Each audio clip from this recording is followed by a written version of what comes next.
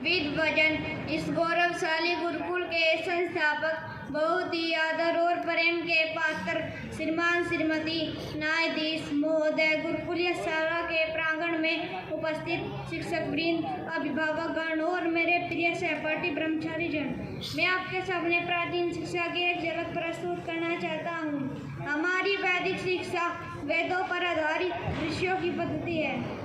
हाँ भ्राता जी, यह सदियों से रही हमारी परंपरा है। भ्राता जी, यह शिक्षा क्या होती है? महर्षि दयानंद जी व्यवहार बाणों में लिखते हैं, जिससे मनुष्य विद्या आदि शुभ गुणों की प्राप्ति और अविद्या आदि दोषों को छोड़कर सदा आनंदित हो सके, वह शिक्षा कहलाती है। मान लीजिए शिक्षा प्राप्त की, डॉक्टर बन गए, इंजीनियर बन गए। उन्होंने शिक्षा प्राप्ति के दौरान गुणों को सीखा और दोषों को छोड़ा। अब वह डॉक्टर विद्वान बनकर लोगों की जीवन रक्षा कर रहा है। अब वह इंजीनियर उपयोगी चीजें बनाकर देश की सेवा कर रहा है। यही विद्या है, यह विद्या का स्वरूप है। हाँ भाई, तुमने बिल्कुल सही कहा। यदि यदि यदि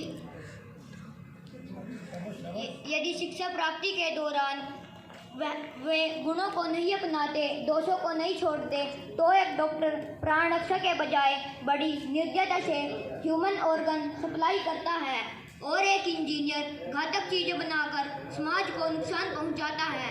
यह अविद्या है, यह विद्या का स्वरूप है।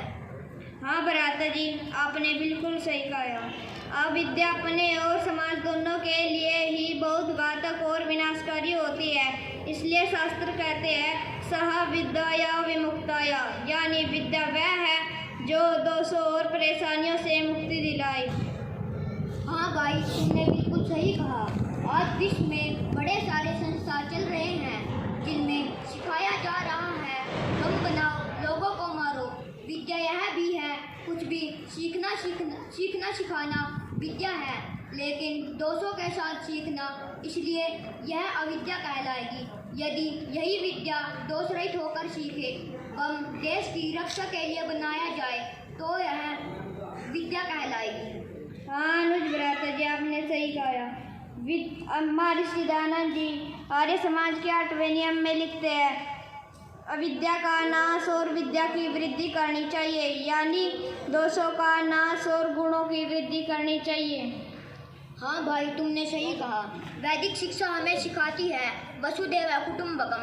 वसु यानी धरती पर रहने वाले सभी प्राणी हमारा परिवार है, तो कोई भला अपने परिवार को कैसे नुकसान पहुंचाएगा? हाँ भ्राता जी, आपने बिल्कुल सही कहा।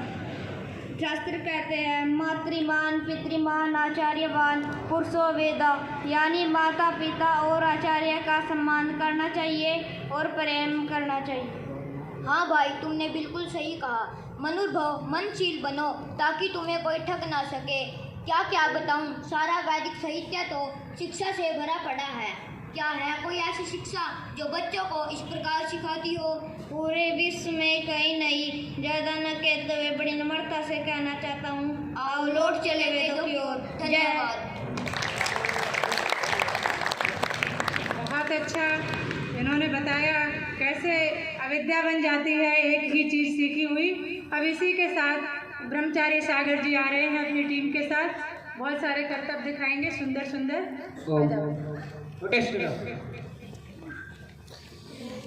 रामचंद्र मैम के लिए तैयार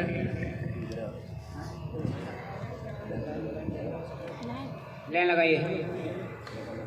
बाहर आ जाओ।